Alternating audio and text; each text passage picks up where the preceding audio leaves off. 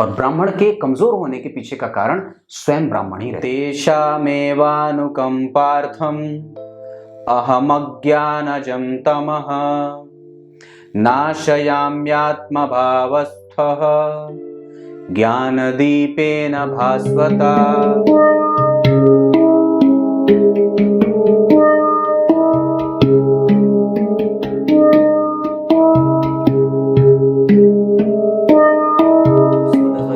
बजे के बीच में उपस्थित हूं आप सबके सामने। आज इनकी कुंडली लेकर के आया हूं।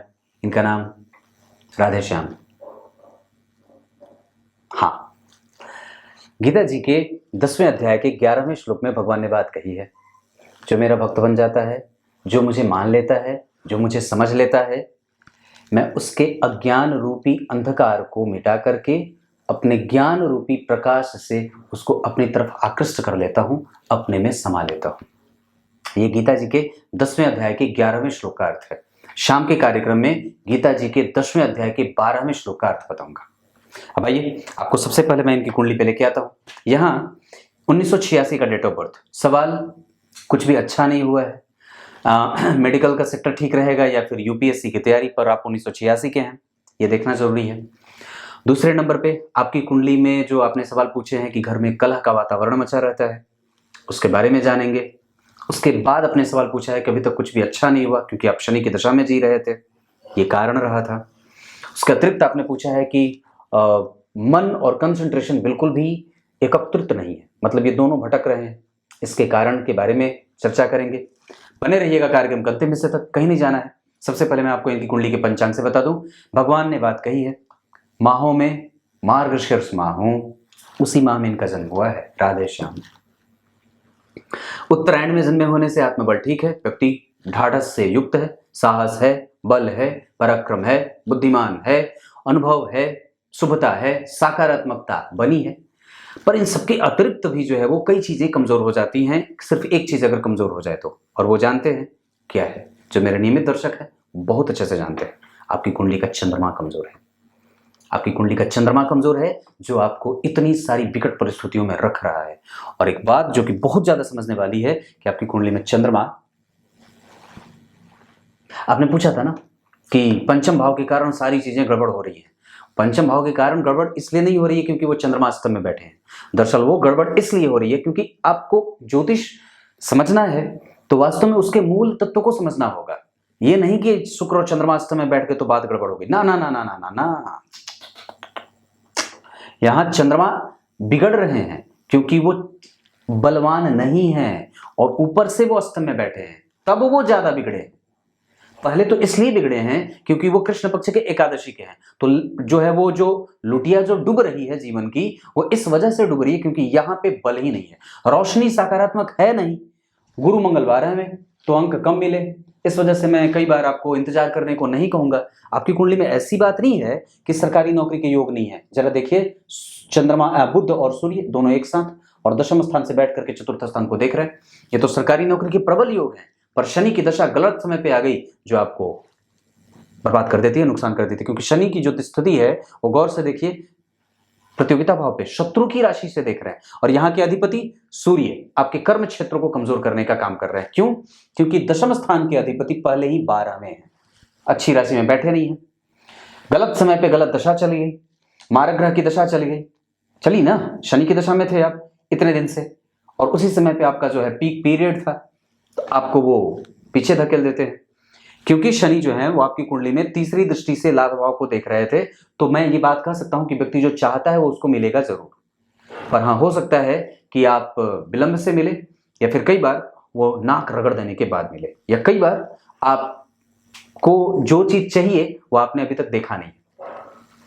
शनि की 7वीं दृष्टि लाभ भाव पे देखने के बाद लाभ दे रहे हैं, और यहाँ पे देखने के बाद आपकी कुंडली में मेहनती बना रहे हैं। और एक बात और बता दूं तो व्यक्ति गंभीर वाणी का हो जाता है, वाणी से धन कमाने वाला हो जाता है, बेच करके सामान धन कमा लेने वाला होता है। और शनि के बाद अगर मंगल को देखें तो शनि और मंगल दोनों एक दूसरे से केंद्र में बैठे हैं, और षडबल में भी मैं देख रहा हूं तो आपकी कुंडली में चंद्रमा, मंगल, बुध, गुरु, ये सब जो शुभ ग्रह हैं वो थोड़े थोड़े सब कमजोर हो रहे हैं। यानी कि सूर्य अच्छे हैं, बुध अच्छे बन रहे हैं थोड़े से, गुरु और शनि अच्छे बन रहे हैं। आगे बढ़ता हूं। नक्षत्र में अभी जो है वो आपकी पूर्णिमा पंचांग में स्वाति नक्षत्र में जन्मे हैं, आपको दवाइयों से संबंधित काम ज्यादा सूट करेगा। सुकर्मा योग में जन्मे हैं, ये भी ठीक है। बालोकरण शुद्र वर्ण और देवगण के होने के कारण वस्तुतः आप भविष्य को देखने की ताकत, भविष्य में झांकने की क्षमता। दरअसल वाराह मिहिर जी ने एक बात बड़ी अद्भुत कही थी, देश काल और पात्र का बोध करने वाला ये ज्योतिष शास्त्र और बोध कराने वाला ये ज्योतिष शास्त्र ऐसा है कि इसके पास इतना बल है कि जिसके पास 1000 हाथी और कई 100 घोड़े हों या कई लाख घोड़े हों, उसके पास भी उतना बल नहीं होता। जो ज्योतिष जैसे सिद्धांत पे, जो ज्योतिष के मर्म को, ज्योतिष के तर्क को और ज्योतिष के तत्वों को समझने का ज्ञान रखता है, जो इसमें अपनी रुचि रखता है, जो इसको समझना चाहता है, जो इसके ज्ञान को रखता है, जो इसके अनुभवों को अपने पास संग्रह करके रखता है, उसकी नैया हमेशा पार होती है, वो डूबता नहीं है। हाँ, बस अंतर इतना है कि आपने उसको कितनी गहराई से समझने का प्रयास किया है। एक सही समय पे अगर खराब ग्रह की दशा चलेगी, और वो इसलिए चलती है क्योंकि आपका प्रारब्ध कमजोर था। गौर करिए, एक समय अच्छा रहा जब आपको एक अच्छे ग्रह की दशा के बारे में सोचना चाहिए था या इंतजार कर रहे थे आप, पर वो चला नहीं, क्योंकि शनि इस कुंडली के लिए मारक होते हैं, मुख्य मारक। इस कुंडली में बुध जो होते हैं वो मारक ग्रह के रूप में, और मंगल, पर मंगल फिर भी मारक ग्रह के रूप में नहीं होंगे, क्योंकि वस्तुतः वो लग्नेश के मित्र हैं। इस कुंडली के लिए मुख्य मारक जो होंगे वो बुध होंगे, और दूसरे मारक के रूप में शनि होंगे। यानी कि बुध और शनि की दशाएं जातक के जीवन में कमजोरी वाली बन सकती हैं।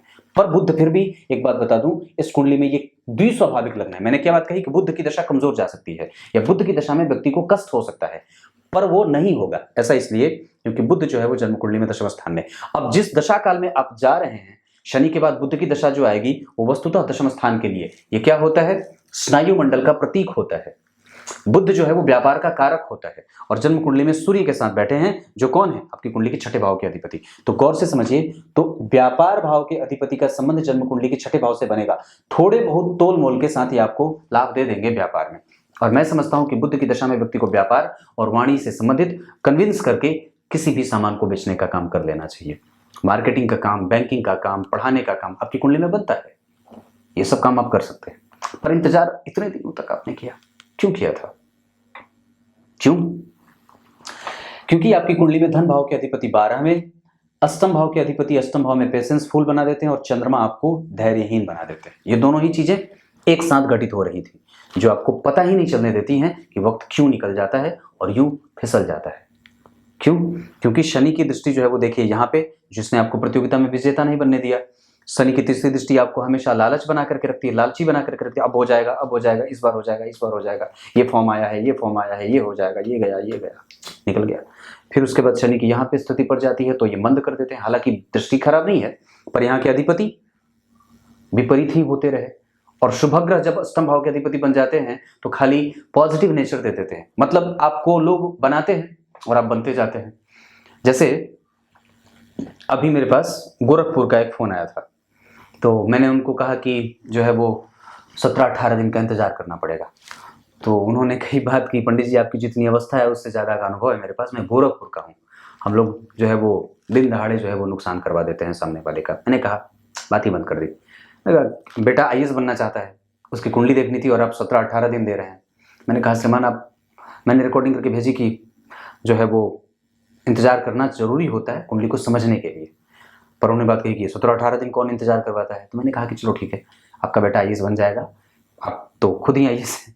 तो मैं समझता हूं कि अपने अंदर अपने जो है वो अनुभवों को समझने की आवश्यकता है कि वस्तुतः आपकी कुंडली चाह क्या रही है। तो ये बात है कि यहाँ पे शनि ठीक नहीं बैठे थे, तो भाग्य को कमजोर कर रहे थे। वस्तुतः इस भाव के लिए तो वो ठीक थे, इस भाव के लिए ठीक थे, पर न तो इस भाव के लिए ठीक थे और न इस भाव के लिए ठीक थे। इस भाव के लिए ठीक थे पर यहाँ के लिए ठीक नहीं थे, क्योंकि वो मारक है। तो वस्तुतः किसको मार रहे हैं? तो सबसे पहले आपके भाग्य को मार रहे हैं। और बस अब जरा गौर से समझिए, तो शनि ज्येष्ठा नक्षत्र में बैठे हैं, चंद्रमा आपकी कुंडली में स्वाति में बैठे हैं, शुक्र विशाखा के और गुरु पूर्वा भाद्रपद के। गुरु तो ठीक बैठे हैं, इसका मतलब है कि व्यक्ति के पास ज्ञान और अनुभव की कमी नहीं है। लेकिन क्यों अनुभव की कमी नहीं है? क्योंकि गुरु ने शुक्र को देखा है, शुक्र स्वग्रही और चंद्रमा के साथ, पर विपरीत परिस्थिति ही खाली बनती रहे। तो व्यक्ति जो है वो, मैं क्या बात बोल रहा था कि व्यक्ति खाली देता जाता है। आप हमेशा ही सबको अच्छा देते हैं, आप हमेशा ही सबको आदर देते हैं, आप हमेशा ही सबको बेहतर देना चाहते हैं, आप हमेशा ही एक अच्छा व्यवहार देना चाहते हैं, आप हमेशा ही सबको हथेली पे उठा करके रखना चाहते हैं, पलकों पे बिठा करके रखना चाहते हैं, पर यह समाज नहीं बिठाना चाहता। क्यों? क्योंकि दशम स्थान के अधिपति 12वें हैं और मंगल जैसे पापक ग्रह के साथ हैं, जो इस कुंडली के लिए द्वितीयेश होता है और जन्म कुंडली में लाभ भाग्य भाव के अधिपति मंगल खराब नहीं होंगे, लेकिन चूंकि दशम स्थान के अधिपति 12वें थे और इसमें छठे भाव के अधिपति बैठे थे, इस वजह से आपके काम में वो प्रतियोगिता लाते हैं। अब जरा गौर करिए तो लग्नेश के साथ सूर्य का संबंध तृतीय एकादशवें का बना है, यानी कि गुरु में सूर्य या बुध में गुरु, दशाएं अच्छी जाएंगी, परंतु चूंकि ये कार्य क्षेत्र में जो परेशानी बनी है वो इसलिए बनी है क्योंकि आपकी कुंडली में जो दशम स्थान के अधिपति हैं वो सबसे पहले तो 12 में हैं और दशम स्थान में छठे भाव के अधिपति बैठे हैं और इस कुंडली का मारक ग्रह भी कहीं ना कहीं बैठा है, सप्तम भाव है, वो रोजगार का भाव है। तो आपके लिए वो जनरेट ही नहीं कर पा रहा था या वो कंफ्यूज था कि मुझे देना चाहिए या नहीं देना चाहिए। पर अब आपको किसी भी तरीके से वक्त नहीं गंवाना चाहिए, ये तो मैं कहता हूं, क्योंकि अब आप किसी भी तरीके के रिस्क से बाहर हैं, रिस्क नहीं ले सकते, नहीं ले सकते, क्योंकि वक्त अब है नहीं आपके पास। इस कुंडली को और भी जरा निकट से समझने का प्रयास करते हैं। मैं नक्षत्रों पे बात करूं अगर, तो मैंने जहां जैसे बात करी कि शुक्र तो आपको अनुभवी बना रहे थे, चंद्रमा आपको कंफ्यूज कर रहे थे और बहुमुखी बना रहे थे। दरअसल आपके अंदर एक पत्रकार भी है, आपके अंदर एक लेखक भी है, आपके अंदर एक कवि भी है, आपके अंदर एक एनालिसिस करता भी है, आपको क्रिटिक्स भी बना देता है, आपको जो है वो दार्शनिक भी बना देता है, आपको धार्मिक भी बना देता है, आपको बुद्धिमान भी बना देता है। तो सब आप सब कुछ हैं पर कुछ भी नहीं है। जब व्यक्ति सब कुछ हो जाता है तो किसी एक चीज को बनना और किसी एक में अपने आप को बनाना बड़ा मुश्किल हो जाता है। वही आपकी कुंडली के साथ हुआ है। शुभ ग्रहों का अष्टम भाव में बैठना अच्छा नहीं होता है। ये बात आपको शाम के कार्यक्रम में भी मिलेगी। वहां भी मैंने जो कार्यक्रम बनाया है उसमें सारे के सारे शुभ ग्रह अष्टम में बैठे हैं। वो ग्रह, वो भाव वस्तुतः ऐसा है जहां पे वो अगर क्रूर हो तो ठीक हो, बस उस भाव के अधिपति कहीं बैठेंगे तो खराब नहीं होगा, अष्टम भाव बली होगा। लेकिन क्यों? क्योंकि वो पंचमेश के साथ बैठा है, तो संतान का सुख, संतान का दुख, संतान से दर्द। संतान कौन है? जरा इस बात को समझिए कि आपकी कुंडली का सबसे कमजोर भाव कौन बना है? पंचम भाव। पंचम भाव कौन है? पुत्र है। पर कोई आवश्यक नहीं है कि पुत्र ही को पुत्र कहा जाएगा। आपकी मेहनत के बाद जो परिणाम मिलता है वही तो पुत्र है। आपके मेहनत के बाद जो परिणाम मिलता है वही पुत्र के रूप में आपके साथ आपकी गोद में खेलता है, और वही ये परिणाम का भाव है। तो परिणाम भाव के अधिपति जन्म कुंडली में मृत्यु भाव में बैठे हैं और उसके ऊपर गौर करिए तो किसी शुभ ग्रह का प्रभाव नहीं है, गुरु का प्रभाव है। तो पंचम भाव के अधिपति को नवम भाव के अधिपति ने देखा है, पर वस्तुतः ये फंसा क्यों? क्योंकि दशा कमजोर चली थी, क्योंकि दशा कमजोर थी। और प्रतियोगिता भाव के अधिपति पहले ही प्रतियोगिता कर रहे थे। ये आपको ये भी कहते हैं कि व्यक्ति के पिता जो काम करते आए हैं, जो काम आपके पिता करते आए हैं, आप वो करिए। सूर्य भी 11 डिग्री और बुध भी 2 डिग्री के, इन दोनों में अंतर काफी है। इस कारण से कई बार व्यक्ति की बुद्धिमत्ता धरी की धरी रह जाती है और कई बार आप पे लोग हंस देते हैं। और एक बात बड़ी अद्भुत है कि हंसने वाले लोग हंसे हैं तो एक बार आप पे वो गुमान भी करेंगे, क्योंकि लाभ भाव के अधिपति लाभ भाव को देख रहे हैं। अगर वो मारक नहीं होते तो और भी ज्यादा आपको गुमान होता, आपके माता और आपके पिता को। पर वस्तुतः मैं पिता भाव को कमजोर नहीं कहूंगा, उनके साथ संबंध आपको और भी ज्यादा अच्छे बनाने चाहिए, उनके साथ आपके स्वभावों को और भी ज्यादा बेहतर बनाने की आवश्यकता है, क्योंकि कारक ग्रह पिता का वहां बैठा है, बुध व्यापार का ग्रह वहां बैठा है, मंगल और शनि एक दूसरे से केंद्र में बैठे हैं, कॉस्मेटिक और केमिकल से संबंधित क्षेत्र, कृषि से संबंधित संयंत्र, कृषि से संबंधित चीजों में जुड़ करके और ट्रांसपोर्ट आदि का काम भी आप कर सकते हैं, जैसे कुरियर सेवा, जैसे होम डिलीवरी का ऑप्शन। कोई ऐसा कारोबार करिए जहां पे आप होम डिलीवरी से उसको जोड़ सकते हैं। इंटरनेट से जुड़ करके आप कोई भी कारोबार कर सकते हैं। जिसमें कंप्यूटर पे बैठ करके काम करना हो वो कोई कारोबार कर सकते हैं। जिसमें पढ़ने पढ़ाने का कोई भी कारोबार हो आप वो कर सकते हैं। आपकी वाणी अच्छी होगी, बुद्धि पवित्र होगी, ज्ञान अच्छा होगा, धन अच्छा है, पैतृक संपत्ति अच्छी है, धन की समस्या कभी भी नहीं है। पर हाँ, कलह क्यों है?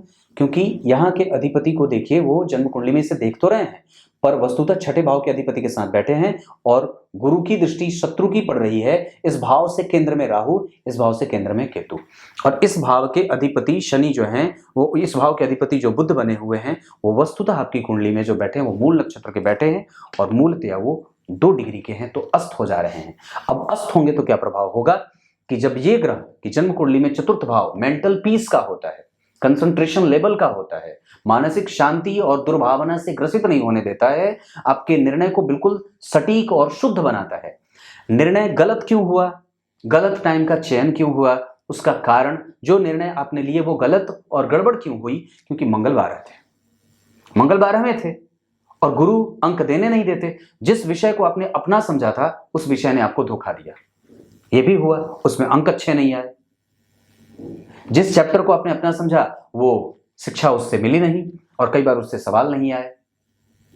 ये चीजें मतलब कहीं ना कहीं आशीर्वाद की कमी है। जो मेहनत करा है उसने आपको कभी देखा ही नहीं है, क्योंकि यहाँ के अधिपति देख ही नहीं रहे, वो तो मृत्यु में बैठे हैं।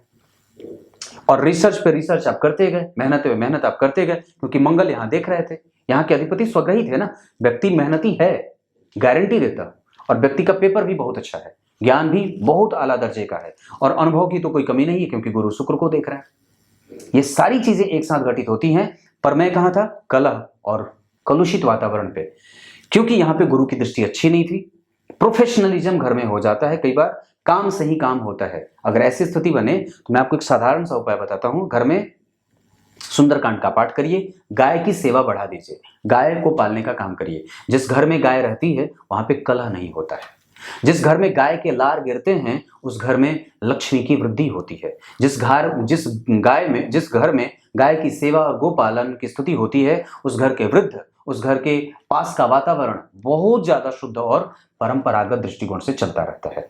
आपकी कुंडली में कृषि से, आपकी कुंडली में गाय से, आपकी कुंडली में ब्राह्मणों से, आपकी कुंडली में वेदों से, आपकी कुंडली में पुराणों से, आपकी कुंडली में ज्ञान से धन के अर्जन के योग बने हैं। इसको पहचानिए और लग जाइए।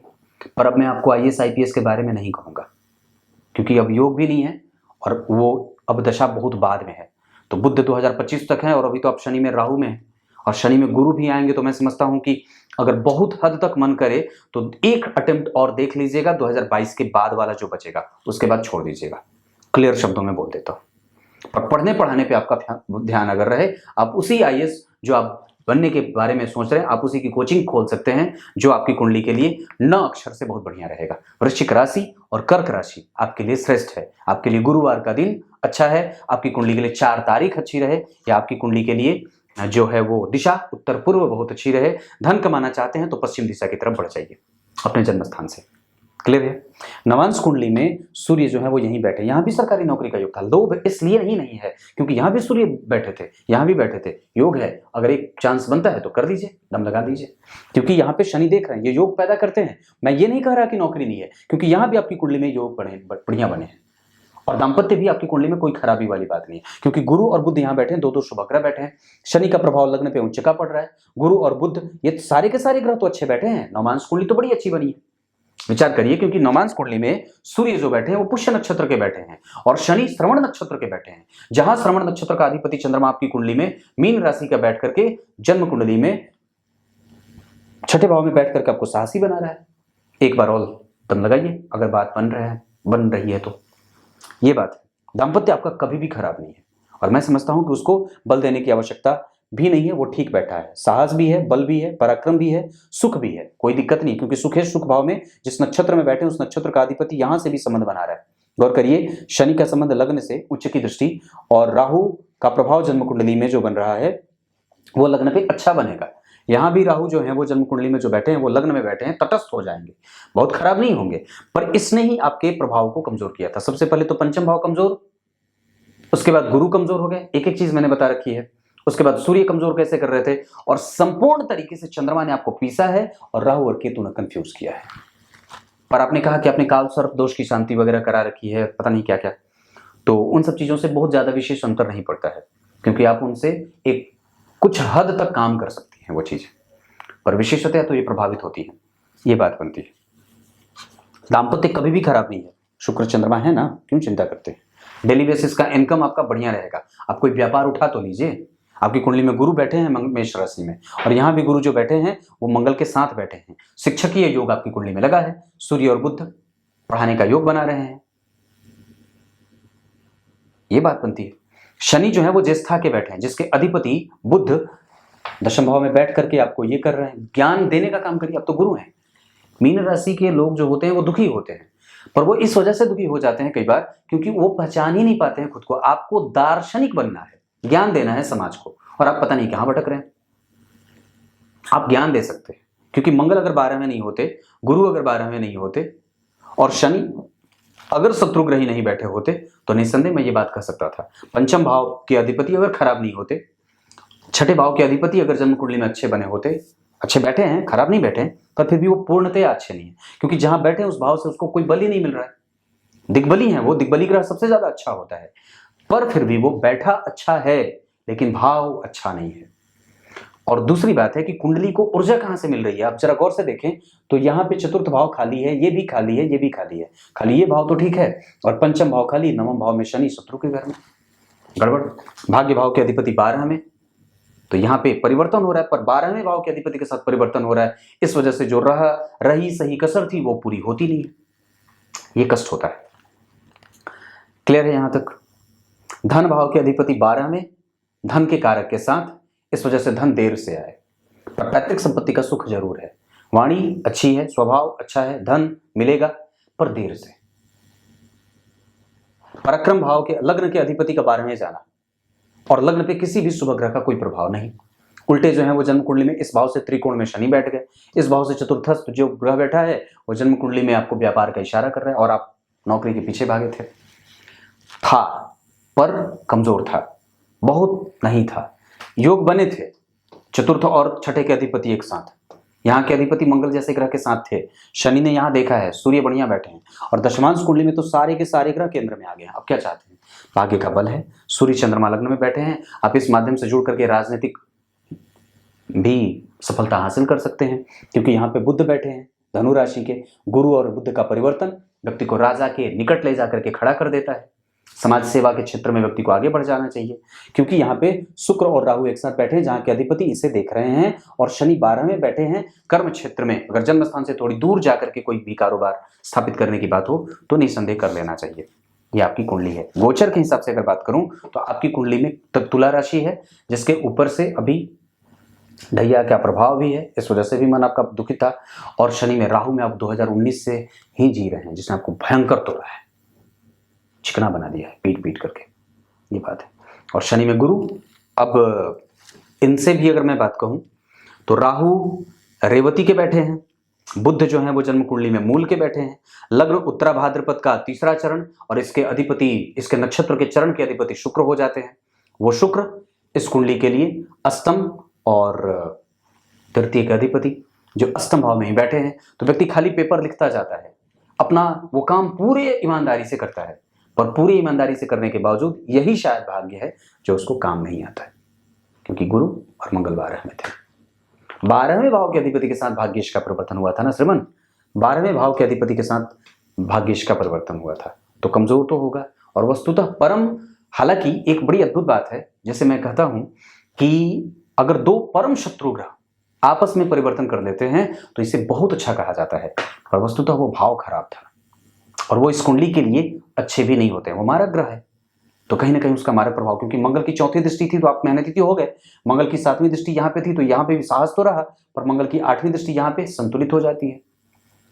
शनि की तीसरी दृष्टि ठीक थी, गुरु की दृष्टि, गुरु की यहाँ की दृष्टि ठीक थी, कमजोर थी। गुरु की दृष्टि यहाँ के लिए ज्ञान है, आप लड़ नहीं सकते, झगड़ नहीं सकते, आप बल नहीं लगा सकते, पर गुरु की दृष्टि यहाँ के लिए फिर से व्यापार करने को इशारा कर रही है। मतलब ये 50-50 के प्रतिशत पे जाकर के आपको कभी दे देती है, कभी छोड़ देती है, कभी पूरा दम लगा देते हैं, कभी बिल्कुल नहीं लगता है कि सारी एनर्जी खत्म हो गई, सूख गया, कभी लगता है जैसे जैसे भी फॉर्म आए तो लगे इस बार हो जाए, पर जैसे जैसे परीक्षा के निकट जाएंगे वैसे वैसे कंसंट्रेशन, क्योंकि चंद्रमा ने पहले ही गोता लगाया है और बुध पहले ही अस्त है, अस्त होने के कारण ही उस सवाल का उत्तर अब देता हूं, कलह हो जाता है, क्योंकि चतुर्थ भाव का फल वो देते नहीं है, और व्यक्ति के डेली बेसिस के इनकम के दरवाजे को वो खोलते नहीं है, इस कारण से, क्योंकि बुध अस्त थे। मैंने क्या बात कही, अस्त ग्रह भी परिणाम देते हैं, पर वो कारक का परिणाम देते हैं, अपने उस राशि का परिणाम देना बंद कर देते हैं।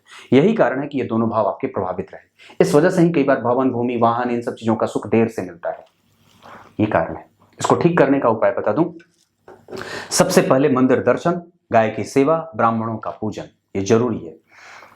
मैं ब्राह्मणों इस वजह से नहीं बोल रहा, पर वास्तव में ये कुंडली मीन लग्न की है, इस वजह से बोल रहा हूं। ब्राह्मणों की पूजा तो सबको करनी चाहिए, ब्राह्मण तो ज्ञान देने का काम करता है, उसका काम ही है बैठ करके ज्ञान दे, और समाज का काम है बाकी के जितने वर्ण हैं उनको मानना, उसको फलीभूत करना, उसको पालन करना। ब्राह्मण कभी आज्ञा नहीं दे सकता, वो सलाह दे सकता है। ब्राह्मण आज्ञा नहीं दे सकता, आज्ञा राजा देते हैं। और ब्राह्मण कभी राजा नहीं हो सकता। ब्राह्मण सिर्फ उसके जो है वो निकटस्थ होकर के उसके पुरोहित के कर्म को करने वाले, उसको अच्छे दिमाग देने वाले ये हो सकते हैं। ब्राह्मणों का कर्म शुरू से यही रहा है, ज्ञान देना और जो प्राप्त हो जाए वही ले लेना। लेकिन वस्तुतः आप जरा गौर करिए तो हमेशा ही हर जगह पदस्थ ब्राह्मण ही रहा। राजा रहे हैं क्षत्रिय, क्योंकि वो ब्राह्मणों की बुद्धि राजा को सट जाती है, क्षत्रियों को सट जाती है। इसी वजह से प्रत्येक वर्ण के लोगों को, प्रत्येक जाति के लोगों को ब्राह्मणों का आदर और गाय की सेवा अगर बनी रहे तो समाज में संतुलन बना रहे और समाज आगे बढ़ता रहे। जिस दिन ब्राह्मणों पे अत्याचार, गायों पे अत्याचार होती रहे, ब्राह्मण और गौ और गंगा अगर ये तीनों प्रभावित होते रहेंगे तो निसंदेह इस समाज का कल्याण कभी नहीं हो सकता है। गाय, ब्राह्मण और गंगा, इन तीनों को सुरक्षित करने का अधिकार सिर्फ बोलने वाले पे नहीं है, सामने वाले सुनने के लिए भी है। आपको उसको सुरक्षित करना है और आप जहां से हैं वहीं से खड़ा हो जाइए इन तीनों की सुरक्षा के लिए। जिस दिन ये सुरक्षित हो जाएंगे, आपकी बुद्धि भी कलुषित नहीं होगी, आपके समाज का दिग्दर्शन होता रहेगा। और निस्संदेह सबसे पहले तो मैं अगर कहूं तो इस बात में एक बात और भी जोड़ना है कि ब्राह्मण खुद कलुषित हो गए हैं और ब्राह्मण के कमजोर होने के पीछे का कारण स्वयं ब्राह्मण ही रहे हैं। गोरखपुर वाले के बारे में मैंने बात, वो ब्राह्मण ही थे, डरा रहे थे मुझे, बोल रहे थे मैं गोरखपुर से हूं, उठवा लेता हूं दिन में ही, ऐसी बात। तो ये बात है। और क्या बताऊं, कुछ उपाय आपको बाद में बताऊंगा जो यहां नहीं बताऊंगा। तब तक के लिए बहुत बहुत नमस्कार।